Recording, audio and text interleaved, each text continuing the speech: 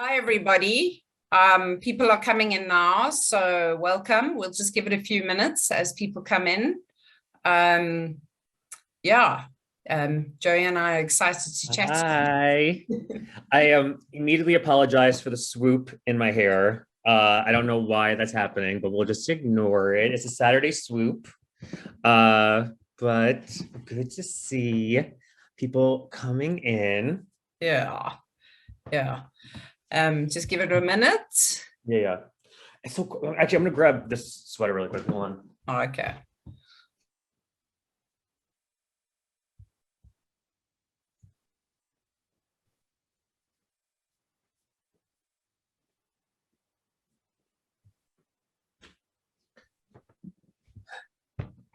Okay, cool. It's on the dot, 11 o'clock Pacific time, and in South Africa, it's 9 o'clock at night. So welcome, everybody.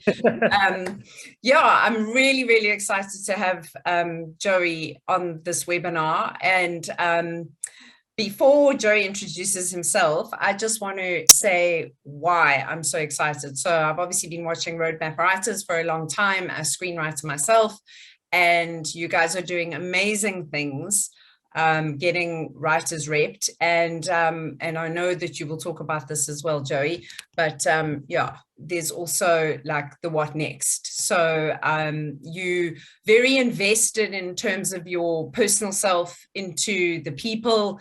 It doesn't feel like it's just a business. There seems to be some personal connection. So that's what I love about it. And of course, because you are an animal lover and you love dogs. So that's also something that I've felt as well in terms of being a mentor at Screenwriters Safari, that it would be kind of like a double up, that you may enjoy yourself as well as we will enjoy you. I mean, I did tell you, like, when I go, I probably will just like disappear into the jungle and just feel like I live with the giraffes now. But hey, Wendy, good to see you. Can everybody hear and see us okay? Can you just type in the chat box, I guess? I think it's just coming to the, okay, well, hey, Vaughn, good to see you. Yes, I'm so excited about this. I am just, especially, so we're talking about today about gaining the competitive edge on finding representation, but also keeping representation and what to do after representation is secured. So yeah, I mean, I'll just kind of jump in a little bit about. Yeah, so tell us a little bit about yourself, and then we can get into some questions. If you guys want to write some questions in the chat, I'll try and get to as many as I can at the end. I do have a little bit of an agenda before as well, with some things I wanted Joey to take us through, but please just send them in, and don't be hurt if I don't get to them all, but I will try. Okay. Cool. First up, Dave P. I love your Italian last name. As an Italian myself, when I see all the vowels, I just get very excited. Yes, the swoop, Hager. So my name's JOEY TUCCIO. I'm the CEO of Roadmap Writers. We're a training service for writers. We're a writing advocacy company for writers. We have a lot of programs, but the backbone of our company program is called the Career Writer Program, where basically it's a tiered program where writers go through different tiers to really hone in on their pitching, on their marketing strategy, also with script development, to eventually get into our top tier program, which is where a lot of our success stories happen. In the top tier program, the writers get to participate in events and opportunities only available to them.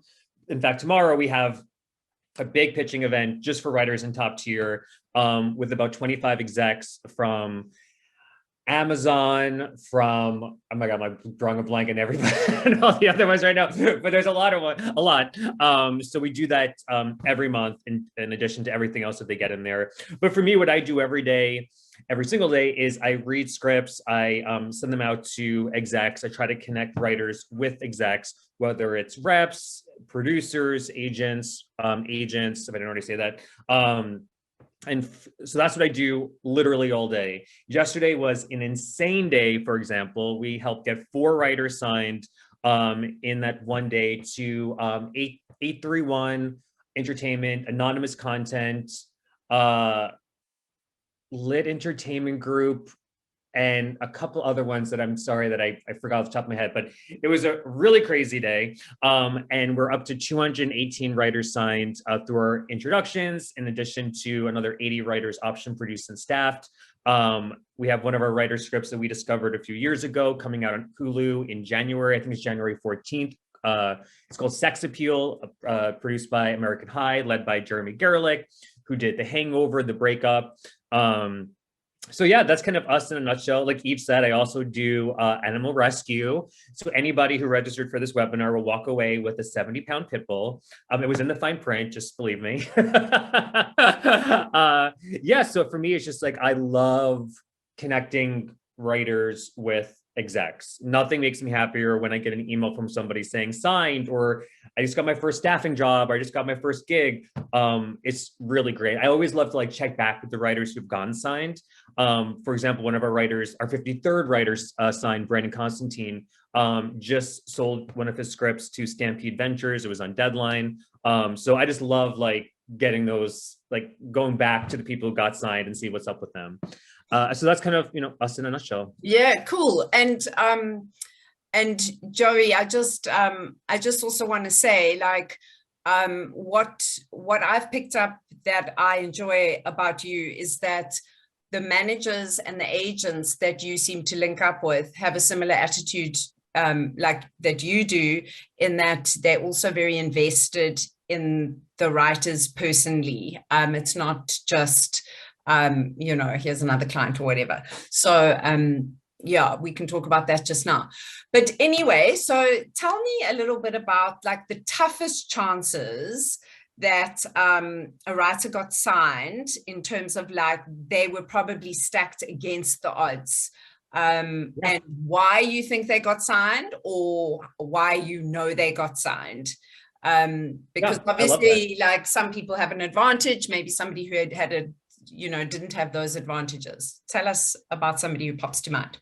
Well, it's interesting. Somebody literally just put in the chat box, how do you go about getting signed when you're not based in the US? So that's, and not really wanting to relocate to the US. So that's kind of like perfect, because that was actually my example, was that we do work with writers from all over the world, different backgrounds, ages, you know, whatever. And for, I think, especially now, what's going on in the world, the interesting thing is that execs are now starting to realize that they don't have to be confined to the writers that they're used to. There's a whole other world out there, and it's so much easier to connect.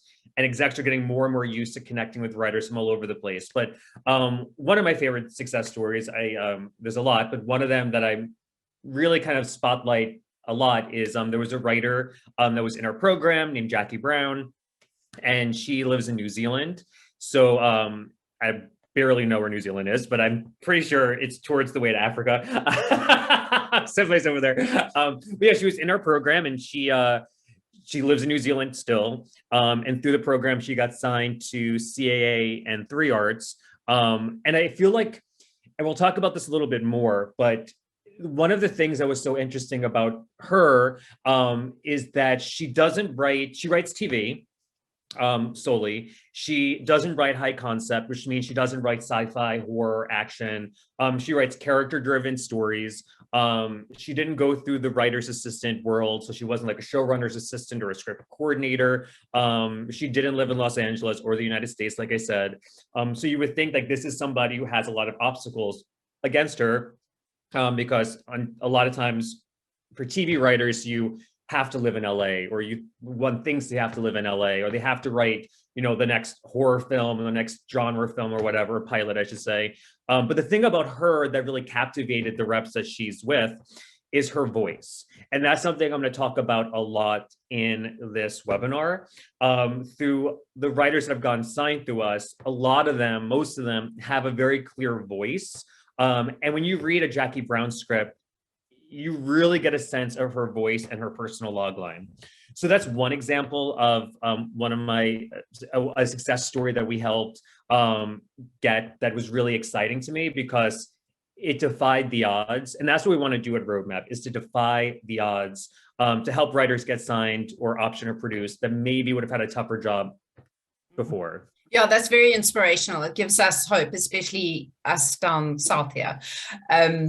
So maybe because you touched on the personal log line, I've seen one of your webinars before and you go quite heavily into that, like why that is so important to you. Maybe you can just explain what that is and why you put so much emphasis on that. Yeah, so I am the hugest advocate for personal log lines. It is so crucial, especially now. So I've been working with writers for a little over 10 years. In the past 2 years, there's been such a shift on the writer behind the script. Before, it didn't really matter so much who the writer was, as long as they had some credits or was what the market wanted or whatever. But now the spotlight has really shifted towards the writer to make sure that they can write whatever story they're pitching authentically. What every exec is looking for is something familiar, but shown through a different lens. And that lens is your personal logline. So your personal logline is really what makes you stand out as a human. What do you want to share with your storytelling that is important to you? Is there any kind of themes that's important to you? What's your perspective? What's your point of view? That now is so crucial for the reason I just said, is that execs are looking for something that is familiar, that they can market easily, that they could pitch easily, but shown through a different lens that maybe we haven't seen before. So a different type of protagonist, a different type of theme, a different type of setting. It's interesting, like I said, I've been working with writers for a long time. Before, it was really like, I'm looking for a sci-fi writer, I'm looking for an action writer. What I'm getting a lot more now is I'm looking for writers with interesting backstories. I'm looking for writers with interesting perspectives. The shift is so exciting because it's not just looking for the next Fast and the Furious anymore, the next Paranormal Activity. What they're looking for is something that they haven't necessarily seen before. And without getting too therapeutic, if you're kind of struggling with what your personal logline is, it really is the one thing that you suppressed the most growing up, the thing that made you feel the most different, the thing that made you feel like an outsider, is the magic sauce now. So I'm not saying go back into your childhood traumas, but I'm saying that think about like what makes you different, and what you bottled up before is what you really need to champion now. Another example I like to use is there was a writer I was working with, Ozzy Esquire, who I am like obsessed with. We were doing a fellowship through Roadmap, and she was one of the winners. And I was going around the room asking writers about themselves and why they write. And when she told me about her, I immediately said, oh, this is a star. I'm sitting next to a star. She was able to really succinctly and clearly talk about why she writes and why characters that feel like outsiders are important to her, and how she puts her human self into her characters. And she knew that she wasn't going to be right for everybody, but that was not her problem. She knew that what she wrote, and that's what she really championed for herself to write, is to write stuff that was very important to her. We helped her get signed to her first agent. She's been staffed a bunch of times. She's writing for Shonda Rhimes now. She's writing a pilot for Viola Davis. She was staffed on a small little series called Bridgerton. And it's just like those kind of stories that was really exciting. I tell my writers all the time that you're a human first and a writer second. And that goes directly with your personal logline. As a human, what do you bring to the table, and put that into your scripts? No, that's great. And maybe just for people who are not sure, obviously when we talk about loglines as screenwriters, we talking, everyone's got the perception it's a short logline, like for one script. Are you kind of envisaging that the personal logline is short, like a script logline, or is it like a short bio? I would say the shorter, the better. If it starts getting too long, then it kind of waters down the personal logline a little bit. It should just be very clear. Like for Jackie, one of the things that was very important to her that directly connects with her personal logline is writing female characters who are getting older, and maybe seeing things through a different lens, the dating through a different lens, the workplace through a different lens, whatever. So that to her is really important. And that's what she puts in her scripts. So that kind of perspective directly connects with her. So she really just married the two so well. So yeah, the shorter the better. A personal log line is, so hey, Derek. Oh, Derek's on. Hi, Derek. One of the things that, wait, I lost my train of thought. This is important though. Oh yeah, a personal log line isn't, I write stories about characters facing obstacles, because that's literally every show. You have to dig deep. I don't want to like, you can't really teach somebody or kind of evaluate somebody's personal log line and help them with it. It's really up to them to dig deep and figure out what it is. But the more personal and visceral, the better. Cool. No, that's helpful. And I see there's a question here from David.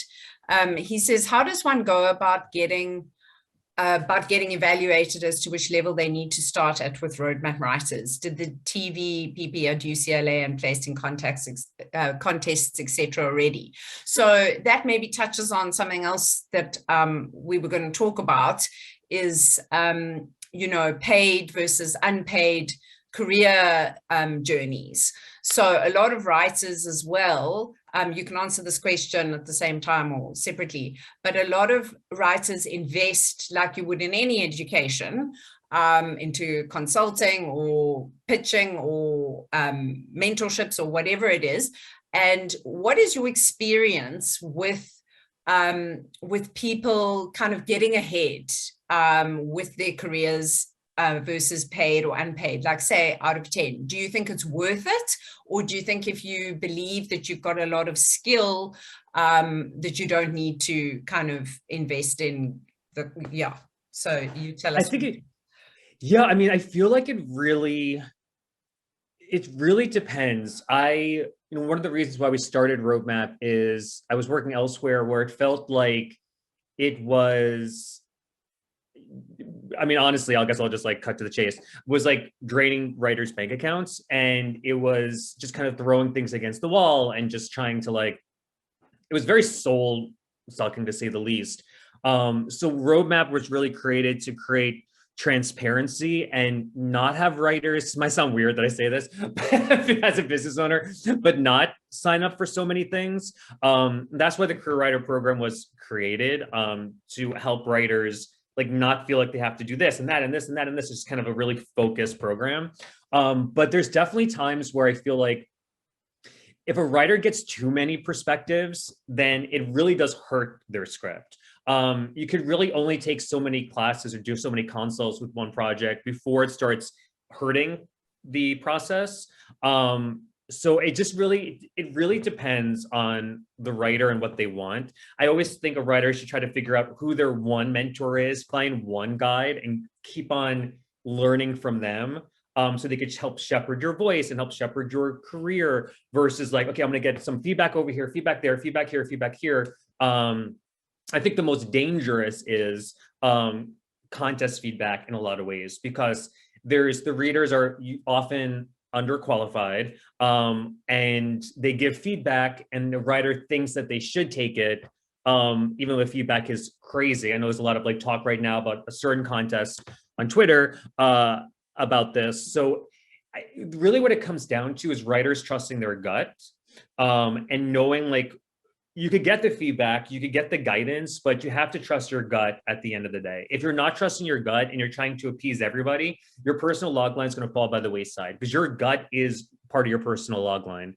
On the same token, this is something that I think every writer should know too, is that when there are free opportunities, thanks, Jade. When there are free opportunities, you really should jump on them. I can't tell you how many times we've done free things where writers just don't take it seriously. And it's a shame, but I also kind of understand, like, if it's free, it's too good to be true. So though we do a lot of free things, it is kind of like the catch-22 that we do it and we put a lot of energy into it, but then a fraction of the writers actually show up to it. But yeah, I think the long-winded answer can be boiled down into, when you find something that works for you, stick with it. But at the end of the day, it's all about your gut. Okay. And also that person that you connect with, like a mentor or a consultant or whoever. Yeah. Yeah. On that note, so in terms of David's question, say, let's take career writers as an example. I know that you've got the top tier program that you have to get invited to, but where can a writer start to be able to work towards that? And what does that process look like for you guys? And how would, like if somebody came to the Screenwriters Safari, what kind of experience would they have in terms of like that career writer's approach? Yeah, I'll answer this question to keep on with the gaining competitive edge to finding a rep too. So for roadmap is, we don't want to work with every writer. We want to work with the writers that are want to put in the work, but are also good human beings. I can't tell you, and this goes back to your human first and a writer second. There's been quite a few times where a manager will read a writer's script, get really excited about it, and then want to meet with the writer, but then the writer falls by the wayside because they don't have those, either they don't have those social skills to connect, but it's more likely that they feel like they have to come in as a robot. They feel like they have to come in as, like you asked me if you're a manager and I'm a writer and you asked me how I am. And the answer that a lot of writers will say is, good, I don't live in Los Angeles, but I can move here at any time. I wrote this script, placed in this contest, this contest, this contest. And it feels like they have to like always be pitching their case about why they should be the writer that they sign or produce or whatever. But it's really the other way. Again, being a human first is connecting on a human level, finding that common ground. If you could really showcase your humanity in your pitching, in your general meetings, in your scripts, you will go a long way. In the direct with the career writer program, anybody can join the pitch prep program. But from there, we start filtering out the crazies, I guess, for lack of a better word. If somebody's a little off, maybe we suggest them go elsewhere. It rarely happens, but by the time they get into tier 2, by tier 3, we have really done a good job. Like, these are the writers that want this as a career, not just as a hobby, that they don't have a couple of screws loose. And because at the end of the day, we are putting our name behind the writer. Like, we're saying, by the time we start marketing for them, this is a great writer, you should read them, you should meet them, you should get them in your inner circle. And that's why so many execs work with us, is because they know we're not going to send them, a crazy person that's going to saturate their email. And we'll talk about that more, about like the follow-up and the email correspondence with how to keep your rep and the signing part of it. But yeah, that's kind of it. I feel like, yeah. And you get invited, once you get to that level, you get invited to go to that top tier program. But what I, as a writer, what I love about this career writers thing is that you guys also are personally invested, actually, in a way. So it seems like worth it that if you sign up, you kind of building this network, this relationship, and it continues. It's not just like, okay, now we're done. Obviously, there's got to be skill and a relationship there. So let's, you were talking now like about when you get to that point. So say now you get to the point where you get a meeting. So back in the day, obviously people like us in South Africa, we could just never get a meeting because they all used to be done in person. Now they're all on Zoom. So that's great. We've got more opportunities. So what would the do's and don'ts like for everybody be when you go to those general meetings? Well, let me first say that if I never see a human person in person again, it'll be too soon. I love the Zoom. I'm getting very like antisocial because I'm like so used to the Zoom. But it's true, like it's giving writers all over the world an equal opportunity to get in front of execs. So some do's and don'ts. So this is kind of what this is case by case, but this is what mostly will happen. An exec will read your script, they'll like it, they'll want to have a meeting before they read a second or third script, because they don't want to waste their time reading a second or third script. Is if they meet the writer and like, oh, this person's, we don't connect, so why would I waste my time reading another script? So when you have that meeting, that usually could last anywhere from 30 minutes to an hour. That's called a general meeting. So things that come in prepared for a general meeting is it's not so much about the script. Yes, they'll probably ask you what else you're working on. Yes, they'll ask you to give you maybe an elevator pitch of your other projects, but it's really more about you connecting and them seeing some common ground as a human first. It's happened before where a manager has literally called me like, I have to meet this person tomorrow. I have to meet this person tomorrow. They're great. They have a meeting and I don't hear from them for like a couple hours. I'm like, oh, it must be going really well. They must be still in the meeting. 3 hours goes by, 4 hours go by. And finally I reached out to the manager and they're like, yeah, they just didn't bring it in the room. So I'm not going to sign them. Because they're going in trying to be a robot and not being a human. So things to know when you go into a meeting with an exec is not shoving pitches down their throat, not shoving why they should sign you down their throat. It's really about asking them questions like, how do you get into management, and like letting the conversation go any which way. Come in with questions. It's not an interview. You're not coming in just to be like, okay, I'll answer the questions and sit there politely and answer concisely. It's really about going in, being excited to be there, and coming in with questions as well. You should do some light research. Light research means look at the movies that they've done. If they have, if there's a bio someplace for that exec, you look it up. Research that maybe digs a little too deep is looking at their Twitter, going down too far down their timeline and bringing something up that happened like maybe a couple of months ago. It's really about just finding out like why they got into the industry, what they do at their company, and talking intelligently about their projects.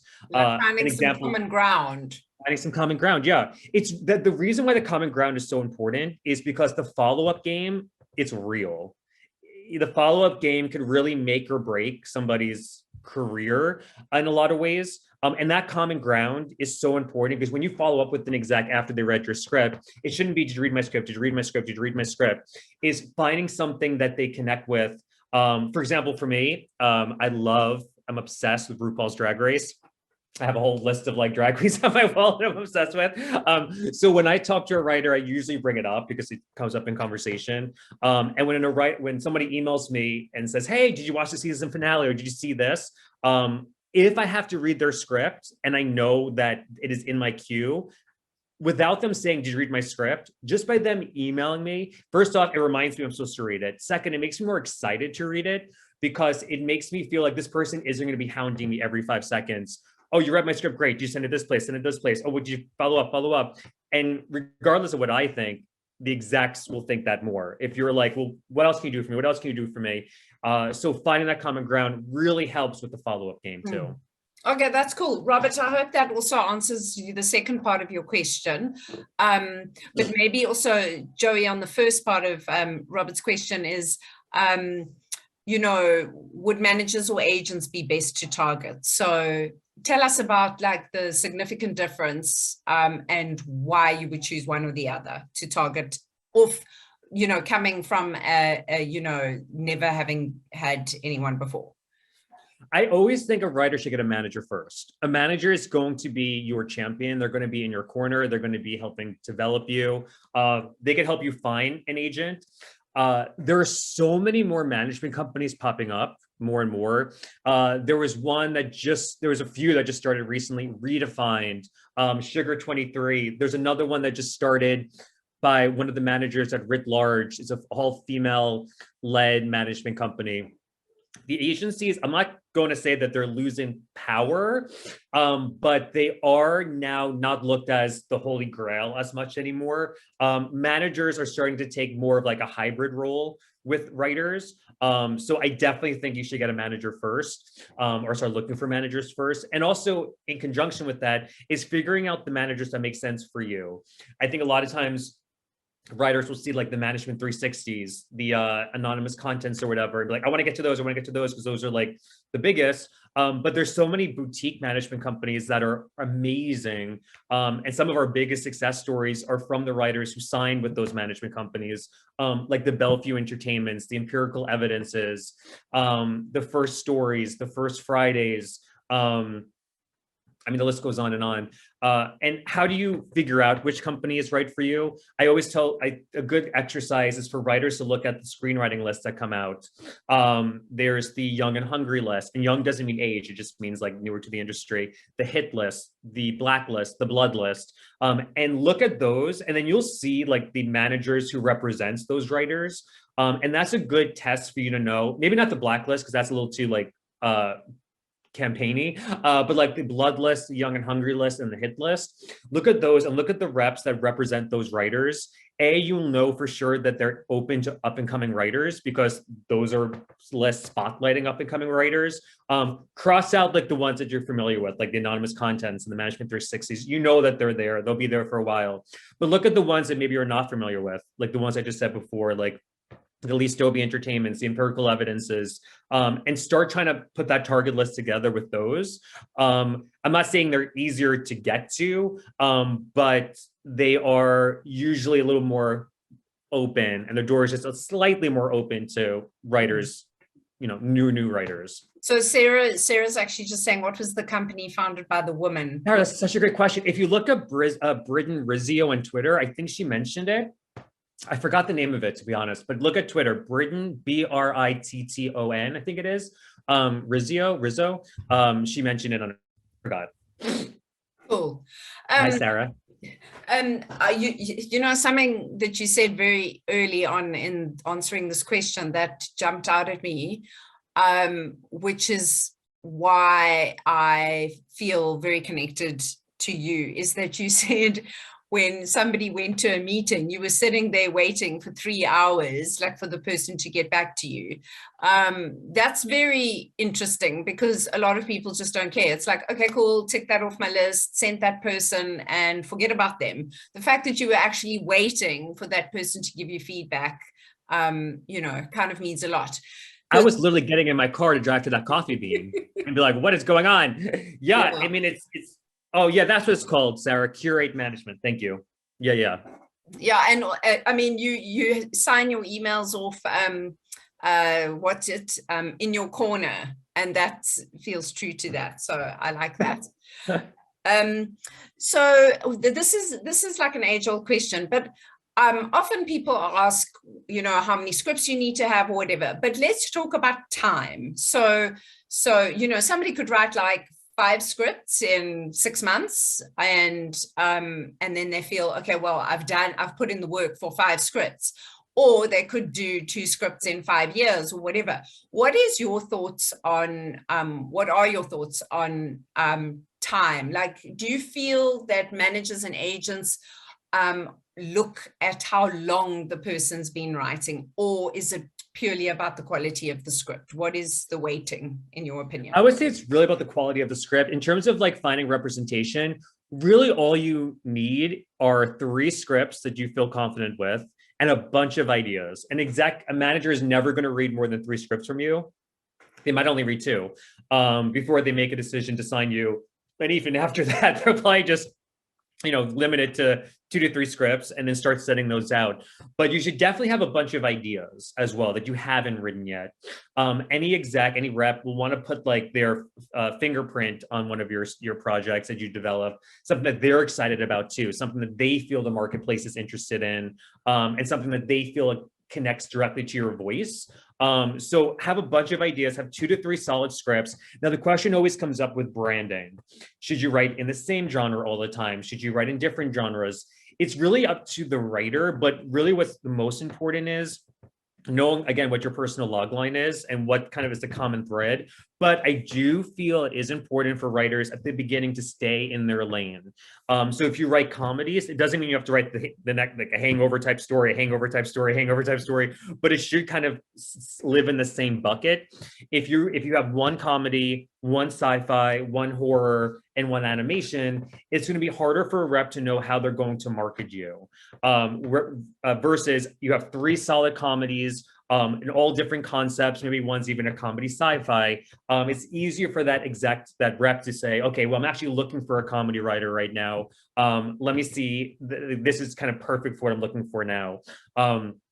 It's interesting now too, is that because we're getting so many writers signed, it's easier for me to know which rep is not right for that person because I know that they just signed a comedy writer, a female comedy writer per se. I'm thinking of one exact off the top of my head. So I know they're not going to be looking for another one in that same world because they already have one. And that's something too that you want to ask potential reps when you're going to a meeting is, do you have anybody like me? If you do, how have you helped them before? If you don't, do you have the context in my space? I know we'll probably talk about questions in a little bit, but in terms of like the questions you ask an exec, that should be on the top of your list. I think sometimes writers get a little nervous to ask questions because you just want them to say yes. You don't want to scare them away, but that's one question that you should ask. But when you're thinking about the ideas too for the scripts, really think back on like yourself as a human and what can you directly connect with one of those ideas. The extreme cases, we're working with a writer, Lillian Wang. I don't know if she's on. Let's just I don't think she's on. But she is no, so she is I wasn't going to talk behind her back. I just wanted to like say hi. She was on. That seemed kind of shady, but she worked for the CIA for a while. She wrote a couple of scripts in that world. We helped her get her rep, and she just got staffed in a Netflix series a few months ago. So that's obviously the extreme. I'm not saying you have to have like an extreme backstory like that, but something that you've gone through, something that's important to you that you really feel can be turned into a cinematic piece of work. Those are the ideas you should be looking for. Not like, okay, let me write the next, think of a big 4-quadrant film because that's what the market is looking for. The market doesn't even know what they're looking for. They really are just looking for something that's exciting for them. Oh, well, that's great. Because yeah, I mean, everybody always wants to dabble in this or that, but I like that it's about making their job easier, because obviously, you know, work life is hard. Let's make it easy for people. So David asked another really cool question about query letters. I lost the question, but it was about query letters. Like, does kind of working with roadmap not replace query letters, but yeah, talk to us about that. Can it help you supersede that process because you are maybe sending out query letters on their behalf? Or talk to us a little bit about that. Yeah, I mean, I'll say this, the industry was not set up to give writers an easy time, to say the least.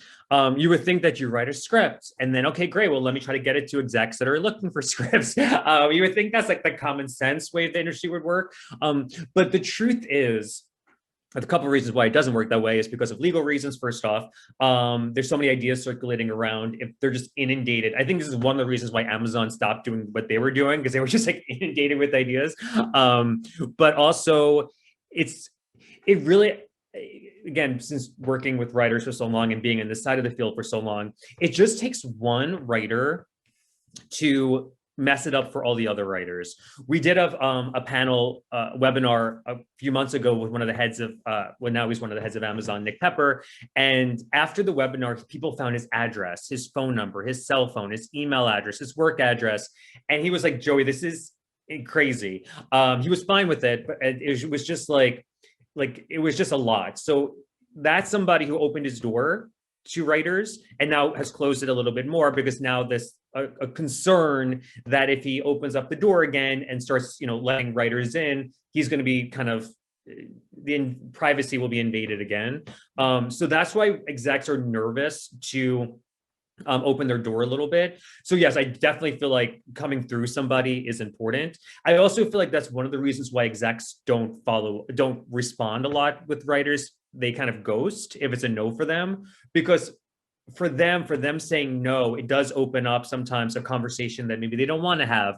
Oh, it's a no. Why is it a no? Or no, you're an idiot, you know, whatever it is. Or, okay, well, can I send you this? It's easier for them just to kind of disappear into the abyss. But it's harder for them to disappear if they're like, okay, by finding that common ground, and then knowing that every conversation they have with you is not just about your script. It's about like something that they really like, you know, for me, it's RuPaul's Drag Race. For them, it might be surfing or something. So finding that common ground is important for that. I think queries sometimes work? I think they're kind of mostly a waste of time. But I feel like if you are going to query, just make sure it's not a stock query that you just send over and over again.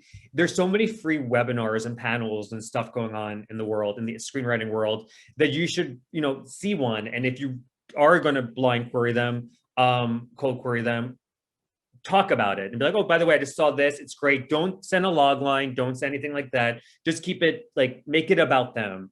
When you're following up with execs, whether let's say you send a query or it comes, you get a request or whatever, after you send the script, 3 weeks after that, if you have their email, follow up with them. Hey, just want to see if you had a chance to read my script. That is the one and only time you should follow up with those words. After that, email them again, maybe 4 weeks after the first follow-up, and say something like, hey, I just remembered from a panel you did a couple of months ago, I really took your advice and I wrote this, or I saw a movie you guys did, congratulations, or I just saw you were in deadline, congratulations. Make it about them. Most likely they will respond to that email because it's about them. You're making them feel good about them. The more you make it a two-way street, the more they're going to be more inclined to get into a working relationship with you. Yeah. Okay. Yeah. And I mean, I've seen Roadmap kind of taking on the side of the writer sometimes to just filter that a little bit, because like you say, what they're looking for, and that's obviously useful. If you've kind of come through the ranks with Roadmap, then you've got a little bit kind of more weight behind you, I guess. Would you agree? Yeah, I mean, I feel like it's just like, I don't know, again, I'm always kind of thinking of ways for writers to get in front of execs as easily as possible, but it's hard. There's so many writers and there's only so many execs. So what you have to do to filter out the noise and make you stand out more is make yourself seem irreplaceable. By doing querying, sometimes it makes it feel like you need, well, obviously it makes it feel like you need them. And to an exec, you're just like a dime a dozen, whatever. But it's really about making them feel like they need you. And one way you can do that is through referrals, which I think referrals is everything. And showing them like what you've been doing in the past few years that makes it feel like you don't need them, but if they want to get on the, the writer bandwagon, then they should jump on it. Yeah. Yeah. So also with the follow-ups, if you say, did you read my script? Did you read my script? Did you read my script? It makes it feel like, oh, well, this person is just going to be, they need me so much. I feel like they might be, frustrating to work with, versus follow up once, never follow up again, talk about other things. And it makes them feel like, oh, well, maybe I should read it. They don't need me. Maybe they're doing something right. Yeah, that actually happened to me very recently. Somebody said they'd read my script, but I'm talking like in August. So we're now in December. And anyway, I've had communication with this person, but they haven't said anything about the script. Anyway, I just avoided it completely. And then I did all my like Christmas messages. I've started to send those out. And then the person actually replied, I still didn't mention the script, said, oh, and by the way, I haven't forgotten about your script. I am going to read it. So, yeah, so that is exactly, it's exactly it. The conversations for the past few months were about other things. And then the natural progression was the obligation that they'd made. When your name shows up in somebody's inbox, not you specifically, but just when a writer's name comes up, they know why you're emailing them. They know, like, whether you say, did you read my script or not, if your script is in their queue and you email them, they will remember, oh yeah, I was supposed to read their script. But it makes them more inclined to read it if you keep it more amicable. Yeah, no, that's cool. So talking about like, if say you're fortunate enough to get signed, what questions should a writer ask at that meeting to just make sure that the relationship is kind of solidified and you're not like, oh, well, okay, I'm signed now. And then the manager or agent's like, okay, well, I'm not so sure this person's for me. Well, hopefully it should be clear when at that point. But the most important question is communication. This is how I see a lot of times rep relationships fall by the wayside, is if there's not a clear enough sense of how that manager likes to communicate. Do they like the writer to check in every week? Do they like the writer not to check in? Do they like the writer to come in with ideas? Do they like when the writer just writes the whole script, whatever? You have to come in with, you have to know what their communication skills are and if it connects with you. Sometimes after a writer gets signed, there is that moment like where the writer's like, now what do I do? Like that should have been asked in the meeting. Like you should know what you're supposed to do after you get signed. The rep should have a clear sense, like send me all your ideas, send this. So know what the communication is, what the rep expects from you after you get signed is so, so crucial. And also don't freak out. I was just talking with a writer the other day about this. They're actually on now. I'm not gonna say your name. Because, but they're not even just this writer, but it was a lot of writers. It's like when you get signed, it's like, don't be concerned if like 2 weeks go by, 3 weeks go by, and you haven't heard from them. It's not their job to really like always be reaching out to you. You should be reaching out to them or kind of teeing them up with a lead that you have or whatever. The conversations will ebb and flow. Sometimes it'll be really communicative. Sometimes it'll not be, they might not be communicative for a while. It's usually no reflection on you. It's just a reflection how busy they are. So just know it'll ebb and flow, but it's your job to know that at least at the beginning, what they expect from you communication wise. No, that's cool. And also, you know, I found like people are different in not just the actual communication, but the channel. Like some people don't bother sending them an email. They only want to communicate on Facebook Messenger or whatever it is. It's not necessary. Like I always feel like the professional way would be email, but I've noticed that some people, it's like, no, actually, I just want to do it here. It's just easier and quicker, you know? So I always find it's about identifying what they like. Yeah, I mean, I definitely feel like it should always be email, but it's some execs don't like to do Zooms. People are so tired sometimes of just sitting in Zoom. So if they don't want to do a Zoom, then don't do. Then you have to. If you really want to do a Zoom, you have to give and take. Yeah. And then we've spoken a lot about the personal logline, but there's also this thing that you've spoken about is branding.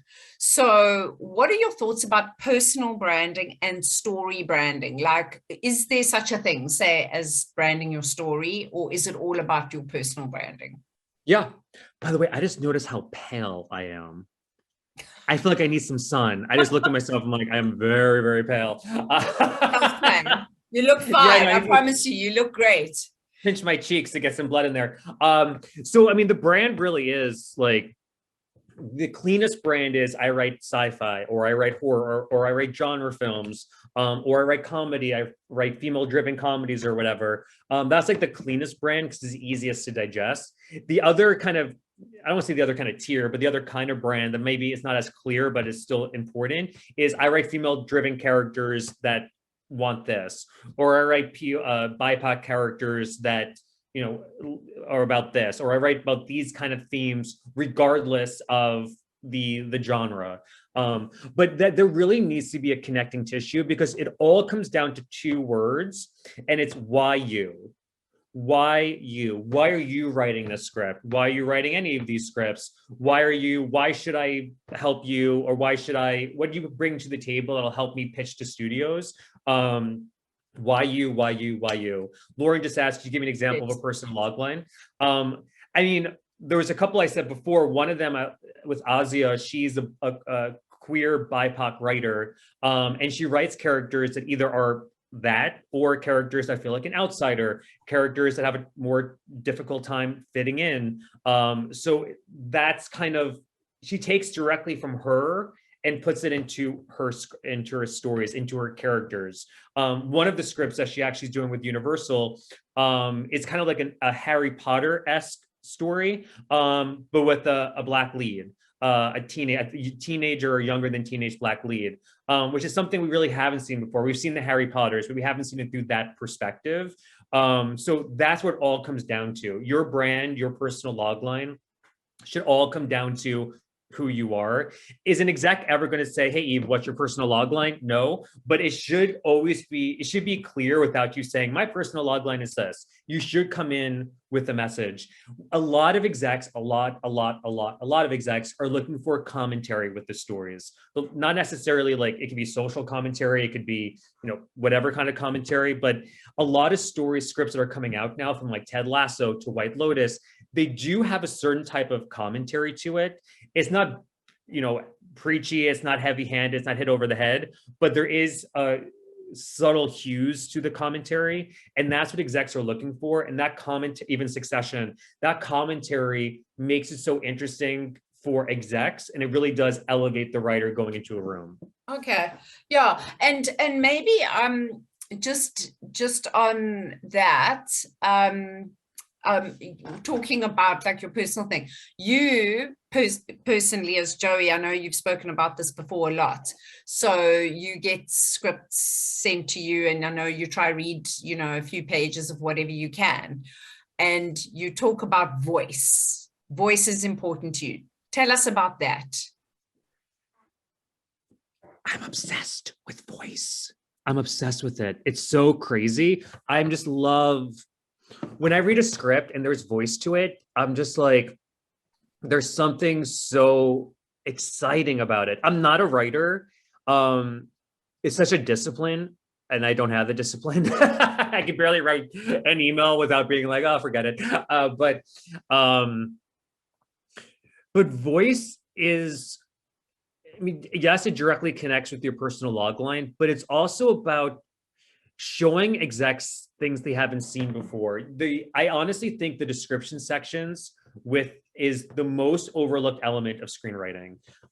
When I do an opening pages analysis, which I do every month, that's free, I usually pull up a couple of pages from Jackie Brown's script, because her scripts just ooze voice.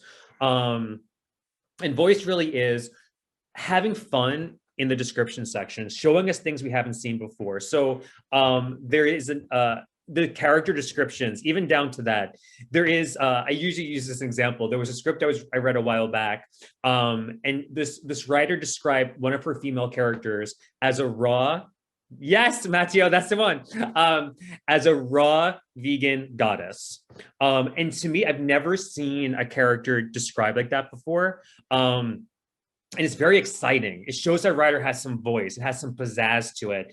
If that same writer said, you know, tall, thin, you know, whatever, it's like, yeah, I've seen that a million times. There's no voice, there's no heartbeat behind it. But when a writer is able to showcase their sentences and show us a description we haven't seen before, and to Mattio's point, what I used as an example is with Jackie's script is, I forgot to correct the sentence directly, but it's more or less like she's describing a childhood room, and the description more or less is, imagine your grandma sneezed on every surface is the room that we're in right now. And to me, that's so fun and exciting, because she could have easily been like, there's, you know, trophies on the desk, or there's, you know, whatever, things we've seen a million times before. But it's that voice that's really exciting. I feel like sometimes one of the biggest things writers fall into are its patterns. And the biggest pattern is every sentence of the description sections, or every beginning of a paragraph, starts with a pronoun or somebody's name. So he does this, Paul does this, the guard does this, she does this, they do this. And it just feels like a laundry list. Like, okay, they do this, and it's just not exciting. It's the writers is able to take the sentence structures and really flip it on its head that makes it really exciting. So what I really like about this as well is often when people talk about voice, maybe they're thinking of the dialogue, but what you actually talking about is very much about the descriptions, the action lines. So yeah, so I think that's a very important point. It's like being able to like take, I'm all about atmosphere as well. Like I want to feel like I'm there without writing too novelistic and over setting up locations. Like I want to feel like I'm there. I want to feel like I'm in like a 360-degree immersive story. There was a writer I was reading a while back, Jennifer Coates, and she is I read a few pages of her script, and it was just so atmospheric. It was so great. I think we got her signed to anonymous content. But it's just like, I love that stuff. I could read 3 pages of a script and be like, this is okay, let's start getting it out or whatever. So yeah. And somebody says, it's beautiful and liberating to hear, because so often the South African script editors shut down that voice. Oh, they do? Oh, that's a shame. Yeah, no, you need that. I mean, you also don't want it to be overridden. You don't want it to be like 3 sentences describing, a setting, but you do want it like in concise, succinct way, in a way that we haven't necessarily seen before. That's more exciting. Yeah, no, I like what you say. It's like flipping it on its head. Like that's a great example you used about the grandma sneezing, because then you kind of get a picture of like what it looks like without just, you know, over explaining. So David is very keen to understand exactly like what is the process like. Can he, I know you've got different types of programs. David, I think Joey can just explain that there are programs where you can just pay for certain services, and then like the Career Writers program, like he's explained, Joey, you tell us about that, and then tell us your selection process of getting into those top tiers. And I know that it's a commitment over a few months. I mean, it's not a cheap kind of program, but there is a lot of investment from the writer side and your side. So maybe just talk about like the entry level and how you progress through the ranks. Can I just say, and this is me being so cheesy, and I apologize for like being tangential for a second. I'm just looking at all the attendees, and I'm just seeing so many names that like I'm obsessed with. I'm not gonna start reading them off because whatever, but I just like so like when I see like, you know, without being again cheesy or whatever, but I just see these names and oh Debbie, oh my God, Debbie, see, you're the example with the raw vegan goddess that I used. You got to be careful. You never know he's here, Joey. Yeah, no, I always, Debbie, I don't know if you know this, but I always use that as an example. And because you have such a great voice. I always am so enamored by your character descriptions and your description sections. Like, I think I've told you this a million times. I just love your voice. But yeah, I mean, just looking at the list. So kind of like, the last thing I'll say, and then I'll promise to get into that question, is that looking at these names, when I see these names here, it's like, it's exciting to know, not just like, oh, George Perez wrote this script or that script, but knowing the person behind the script, or like knowing Hager's like stories and, you know, and what he writes and stuff. It's just so exciting. And that's what I feel is the most important thing for a writer to know. It's not just about your script. It's about you as a person. When your name comes up, they should be like, oh yeah, Jenna Bond writes these kind of stories and she's this kind of person and I would trust her in a room, et cetera, et cetera. Or Jennifer Kim writes, you know, these kind of stories and this is important to her and here's her perspectives. So like, it's not just about your scripts anymore. That's why I was talking to somebody yesterday about this, about like list. And I feel like the lists that come out are so disservicing because it's like, even though I know I said before to look at those lists, but that's for your own stuff. But like the list is just like, it's just a log line. It's like, there's nothing behind it. It's execs can't look at a log line and be like, oh, wow, I really want to like get to know this person because there's nothing behind it. It's just a log line. So like, you have to make sure that your name is just as out there as your scripts, and your names is, just as relevant. Like when I want to be able to see like a Josh Henneman, see his name and know that he writes these kind of stories. It is so important. So tell us how does a writer get their name known? In these in the entry level circles, so that they can go up the ranks. Well, first off, okay, this is going to be very controversial, but first things first, have a very positive social media presence.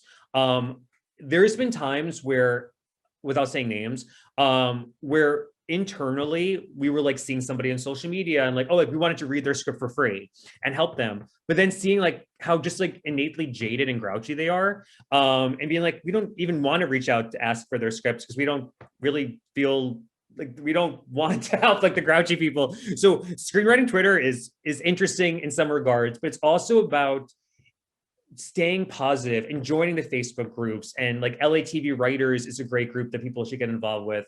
Roadmap has a special Facebook group called The Cookout that Jennifer Kim is an admin on for diverse writers. I know Meg Lavau, did I say it? LaFaux, sorry. I'm very like New York Italian. I can't speak, you know, other languages, but she has a great group as well. So join the Facebook groups, join the Twitter conversations, and get your name out there. There's some great execs you should follow, like Garrick Dion is amazing. Let's see. John Zerny is another one. Dan Seco is another one. No, there's a lot of great managers out there. And I'm not saying follow Dan Seco and be like, hey, can you read my script? Joey said I should follow you. But it's really more about like, if you write something, comment on it, say something positive about it. Garrick's always talking about movies, you know, comment on it. They will recognize the name. There's times where a writer has done something with us with an exec. And like, oh yeah, I follow them on Twitter. Oh yeah, I follow them, you know, we're on the same Facebook group. So that's a great way to get your name out there. And yeah. Sorry, I think somebody asked a question prior. Yeah, no, and then in terms of roadmaps, so say somebody signs up for one of your programs or whatever, I love what you say though, because then you go look and see what their social media profile is about. And obviously if they're negative or weird, then kind of cross them off the list. But if they're positive and whatever, besides them kind of being in the program, do you have any like personal investment into that because of the program to push them through the ranks? So talk to us a bit about that, because you've got one manager that you, Brandy, for example, like Brandy. Yeah, she seems to really not have an ego, which is great, because that's also what us writers are fearful of, is that like we are not worthy of, you know, speaking to these people. So like if you do certain programs, can you do those introductions and things like that? Yeah. First up, Brandy Rivers is a manager at Industry Entertainment who I'm just obsessed with. She's actually, so this is all like, well, never mind, I'm gonna get too tangential, but yes, I do take, for me personally, when somebody's in the career writer program, I definitely take an investment in them, because first off, by the time I get to know them in the career writer program, they've gone through one of the programs already. I've read a few pages of their script. I hear their pitch. I see their bio. So I'm definitely like, those writers come first in terms of like the marketing. We also do a lot of free initiatives that helped a lot of writers get signed recently. We also have another program called On the Map that is also free, that helps kind of like spotlight writers who place in our contests or have submitted to our initiatives. So yeah, I mean, for me, it's like, I want to know that the writer is in it as a career, not as a hobby. And that's the most important thing to me. Like, I don't really want to help a writer. It's like, well, I'm not necessarily, I don't want to help a writer, but I don't want to spend time with the writer. It's like, well, I just write on the weekends. No, I'm not going to write on Final Draft. I'll write on Celtics. You know, I don't really care, blah, blah, blah. It's like, then why am I going to spend time with you? I'd rather spend time with writers that want it as a career. You know, Kenyatta, that's a good idea. And if there's any social media platforms that you want to like promote, I think that's good. Karina says, what if you don't like posting on social media? A person of my own heart. Then you don't have to, because I just post like dog pictures on Facebook when writers get signed. But I'm not saying you need to, but you should, you know, Karina, we'll work together on this because I'm not good at it either. Yeah, there's also a Kim. I know Kim Hornsby is great on Twitter. If you're on Twitter, what's your Twitter handle, Eve? Well, Screen Safari for Screenwriters Safari, and Eva's for Eva's. Yeah. Screenwriters Safari. Yeah, I mean, if you want to post about Screenwriters Safari or roadmap after this, feel free. But there's definitely like, there's, you know, I sometimes go on the screenwriting Twitter and it just gets off sometimes in so much on a tangent that's just like, and it's not really helping anybody. It's just kind of like, I mean, I loved what you said in the beginning, like you've got to be positive, because if people are negative, and I mean, it's also like in my corporate life, if a CV ever passed my desk, the first thing I would do is actually Facebook them.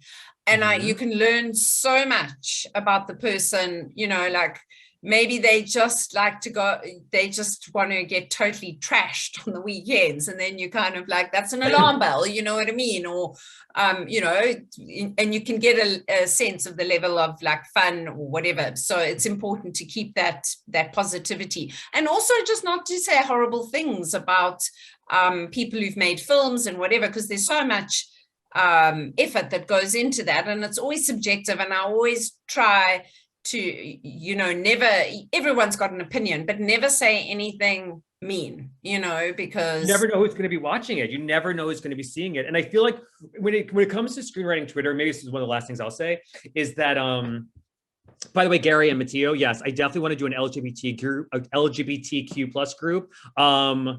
Obsessed. So I definitely want to do that. I also feel like, and I include roadmap with this, is that writers should be aware and they should call out groups like that charge writers and call people out on their bullshit. Like, I feel like there's so many screenwriting organizations out there and make so many empty promises that is like, you should call them out. That's sometimes the only way that people will listen.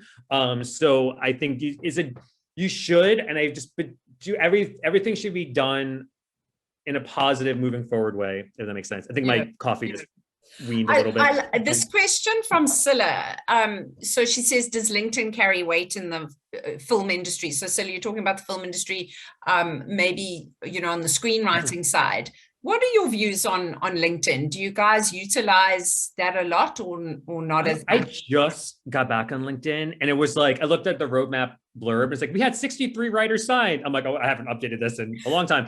I mean, LinkedIn's fine. I feel like I can't speak on it because I don't know much about it. So I can't say like, no, because I don't know anything about, I'm not like Karina. I'm not really good on social media at all. It's literally just me posting on Facebook about like a pit bull that needs help or a dog that got signed. Neris, I love Neris. Nice. Hi. How do you balance calling out with staying positive on social? I feel like it has to be done. I keep seeing this. I'm not going to say names, but like an organization that just sends way too many emails. So like, I feel like that's something that she brought to people's attention, or at least to their attention. Or I know with the whole AFF thing going on now, whatever, is that some feedback is questionable. I don't know. I used to tell writers that like, you have to look at the success stories of a company to like figure out if they're legit or not. I can't say that anymore because I've noticed that a lot of places just make up success stories or just make up or pad things. So I don't really know. You just have to ask around. You just have to ask writers. You have to see like who's gone through their programs. If they see somebody listed as a success story, reach out to them and ask. I think you'll be very surprised by what you see. It's a very dirty, gross industry. It's pretty nasty sometimes in terms of like weeding out the BS. But when you do, it is really magical. Hey, Jennifer. Yeah, thank you for that. And so maybe just the very last question, Joey, it's been very, very insightful and you've got so much to share. And, there are... Wait, do you mind if I just say one more thing? I'm so sorry. Amina's on here too. And every time I see Amina, I have to call her out in a positive way. So Amina's somebody who got signed through our programs. And she's somebody that like, even though she's signed, she always is in like my mind to help because she's so positive. She's so somebody that not is just like a client, but like a friend. So it's like making sure you keep those relationships going because it's like, I will always help like the Aminas of the world, the Arties of the world, the people that even have gone signed, like I still want to help. Sorry, let me not talk anymore. You can finish your last question. Well, I mean, it actually ties 100% into what I was just going to talk about, which is, so you obviously coming on Screenwriters Safari and all of that. So what is it that you feel you will be offering as a mentor at Screenwriters? Yeah, so for anybody who doesn't know, in September? Yep. Well, in next year. September, yeah. Yes, September next year. I'm doing, it's me, Jen Crisanti, Dan O'Shannon, and Meg Laveau, who are doing this screenwriting safari in Africa, that we're gonna take a few mentors. I'm going a little early, I think some of us are, to do a special program with, what should I say? Kind of like snippets of the program. With some local, with some local writers. They don't even know about that yet. So now, oh no, that's very special. Okay. Yeah. So guys, local people, there's going to be a special conference, limited numbers, but we'll talk about that very much closer to the time. Yeah.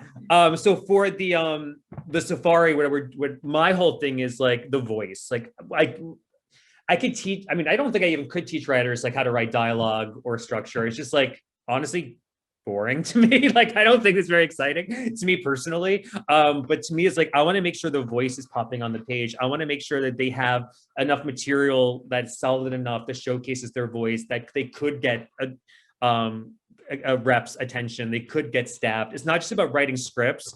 It's about writing something that could speak to an exec. Like, oh, I'm looking for this kind of writer to staff. let me reach out, let me, talk to the Aminas, the Nerises of the world, because they have a unique perspective into their story. And to me, that's what I'm going to focus on a lot, is the unique perspective of the story. That's great, because all of you, every single one of you is completely different. And you will be the person that is going to kind of be that connector to the agents and managers. So that is very much also obviously why I chose you, besides loving animals. Yeah. So guys, I think that kind of wraps it up. If anyone's got any other questions, then please fire away. If you want to send me an email, I've just popped that into the chat. And Joey, one last thing, is there a question that you would have liked that I asked you that I didn't, that you would like to say? Oh, wow. Is there a question that you, no, I feel like the questions were great for this. I mean, no. Okay. Okay. No, that's cool. We'll save it for in person. All right, guys, listen, it's been awesome. And Joey, thank you so much for your time. Go save a pit bull today, or do whatever you want to do. And the rest of us are probably going to go to sleep. Cool. And we will process everything that you've said, and I will send out the recording. So thank you, everybody, for coming. It's been awesome.